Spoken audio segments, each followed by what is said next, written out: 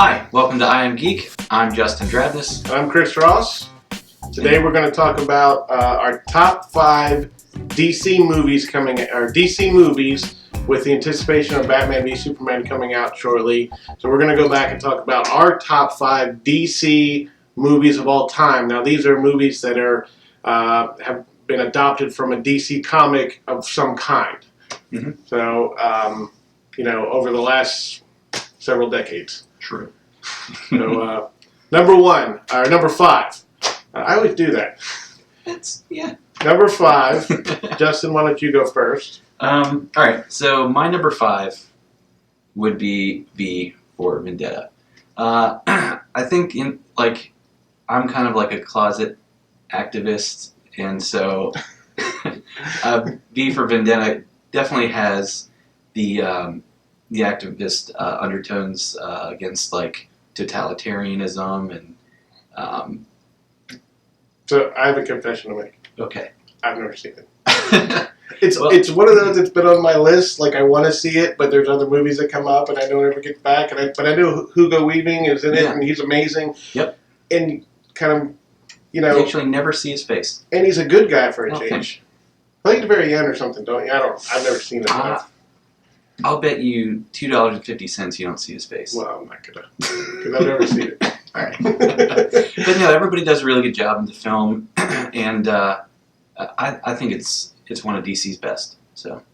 Yeah, and it's also got Natalie Portman. There's a couple bigger names in it. And it's like from what I understand, it's like a alternate time universe or whatever. I think it takes place in Europe. London? Yeah. Yeah, so, and then he's trying to blow up the Parliament or something like that. Yes. I haven't seen it, but it's like I said, it's been on my 1-2 list. So, what's your number 5? My number 5 is a little controversial at times, because I think it's one of those that I think cinematically is awesome, and we got to see what this director could do early on, and that's Watchman. Oh yeah. Zack Snyder, before 300, before Batman vs Superman, before Man of Steel.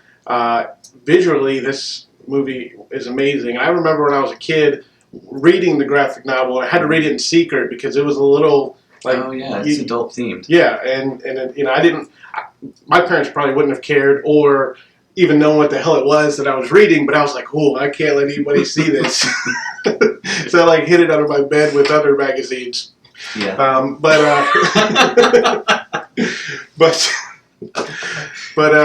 no, Watchmen. I know it's a little different from the graphic novel, the movie. The ending's a little different. If you've never seen it, you should watch it. Mm-hmm. But the themes of it, and like 1985, it takes place in once again an alternate timeline, and it's in the middle of Cold War, but Mr. Manhattan is he's like everybody else is like dresses up. They're like Batman. They dress up in costume, but he's like the only real superhero. Yeah. And the U.S. uses him to basically end Vietnam and keep everybody at bay in the world.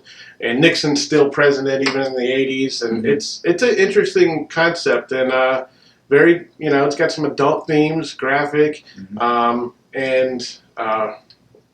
Haley Joel Osment, what's his name? The guy that plays Rorschach. I'd have to look him up. Yeah. We can put him up on the screen. Yeah. Jackie Earl Haley. Okay. Haley Joel Osment. He plays Rorschach, which I think, other than he's got the Dark Knight voice in the movie. Yeah. He did very well, but that's my number 5. All right, cool. So my number 4 is actually Man of Steel. I put it on the list because it kind of relaunched Superman. Mm-hmm. He wasn't as invincible as he used to be in the old Superman series and in the old comics. And that level of humanity, if you will, is what really does appeal to me. If a superhero has some flaws, then I can relate to him, and I can suspend my disbelief a little further. So it actually it helps Superman for me. Yeah, I agree with you. That Man of Steel, and people either love it or hate it once again. And I enjoyed it. I enjoyed it in the theater. I've watched it several times since then. Matter of fact, I watched it like a week ago, getting ready for Batman vs Superman. I did like it. It didn't make my list, but it definitely shows Superman in a very human, normal light. Like he's searching for his humanity, and I think we're going to see some of that, transition into Batman vs Superman. Okay. The other thing is, I think that Henry Cavill is probably the best Superman we've ever seen. Oh, I would agree. He looks the part. He feels the part. We don't know about Clark Kent yet because he hasn't really, Yeah, he hasn't. There hasn't been a lot of screen time for Clark Kent. Yeah. So, but I think that's a good choice. Christopher Reeve, to be fair though, did a good job for his time. I mean, I used to watch those Superman movies all the time as a kid. Maybe we'll talk about that. Maybe. My number 4 is Batman Begins. And one of the reasons that I like Batman Begins is most of Batman's movies, whether it's the original Batman movie all the way through the original quadrilogy, through, the other movies he's done, he's always been overshadowed by his villains, in my opinion. This was the one movie that it's more Batman. It's semi-based on Batman Year One, if you've ever seen that series, that comic series. It's an HBO movie also. Go back and watch that. You'll see some hints of that in Batman Begins. But it's more about Batman. Like, I like how they talked about how he got the suit, and they had to order the stuff from China, and the cow and everything else.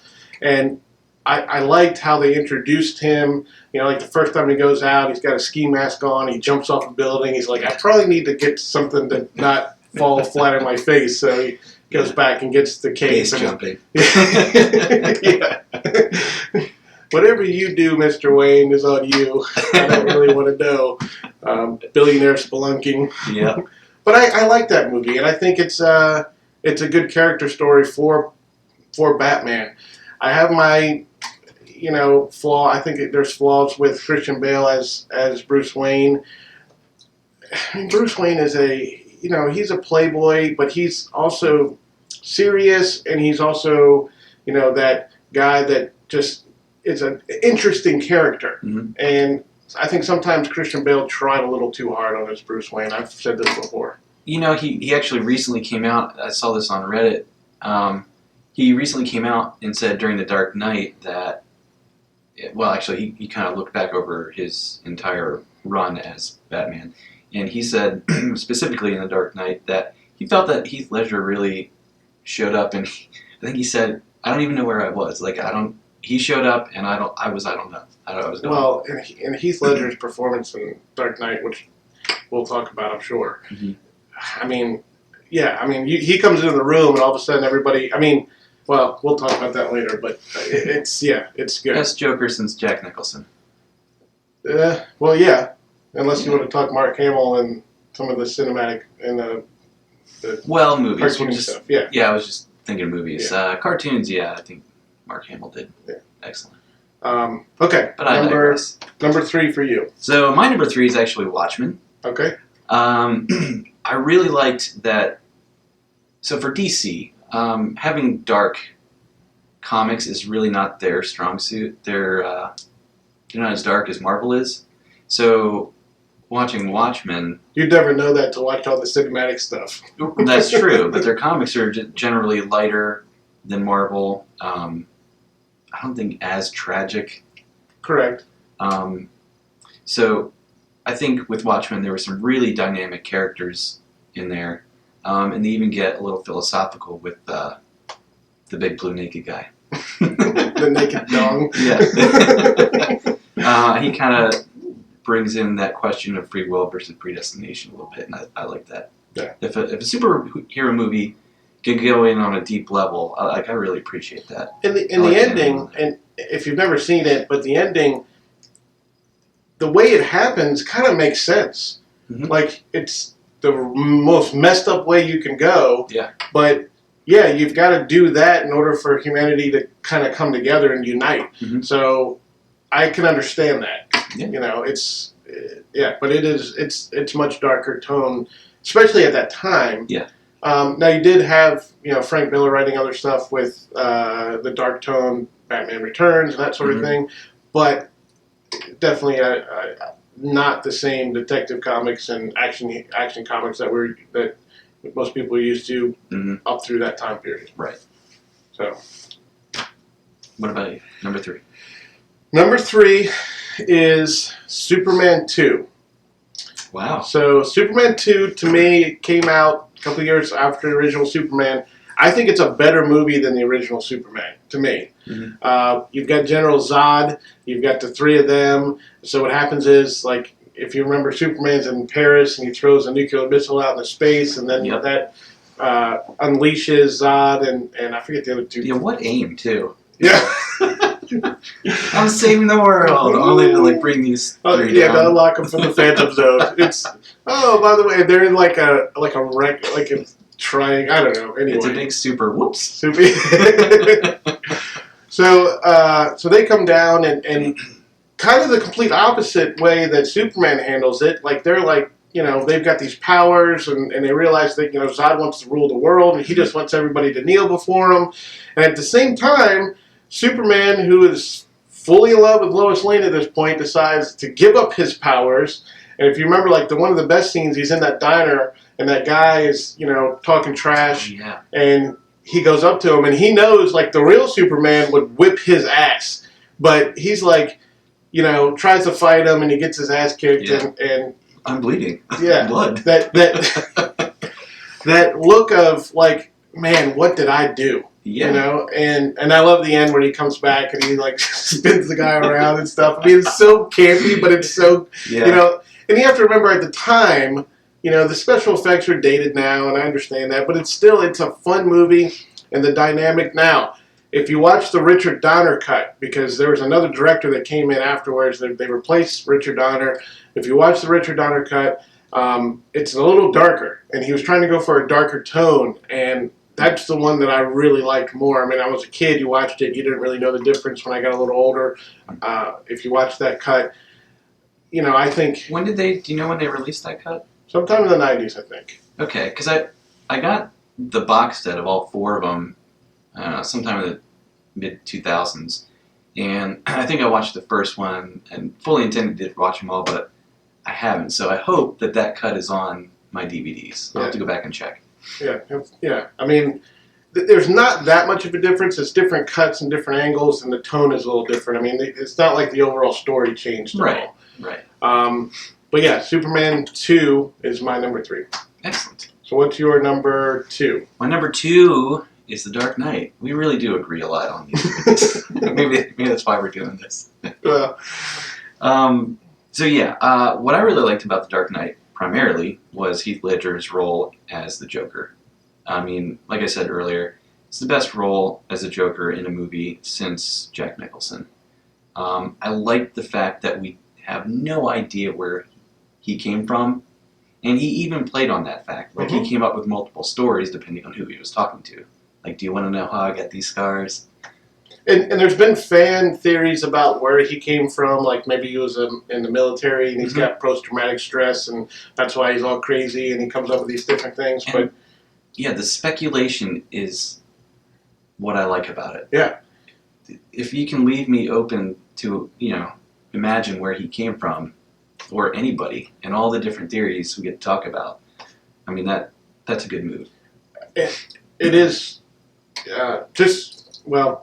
let's talk about your number 1, and then we'll talk about my 2 and 1, because we can kind of talk about them together. Okay. Because we can compare and contrast a little bit. Okay. So my number 1 actually is the 1989 Batman. And my number 2 is the 1989 Batman, and my number 1 is the Dark Knight. So we're just flip-flopped. We've done this very well. But I feel like if you look at Jack Nicholson's Batman in '89, well, if you look at Batman in '89 and you go back and watch it now, comparing it to the Nolan Batman, you're going to be like, this is kind of stupid and cheesy and campy. But think about where we were in '89 and what we came off of. And the last superhero movie that came out before then was Superman Quest for Peace, which was fucking terrible. Quest for What they should have ended it on the third one. quest for why did we do this? But you also have to remember with Batman, we're used to the campy Batman from the '60s TV series Adam with West. boom, pow, thump.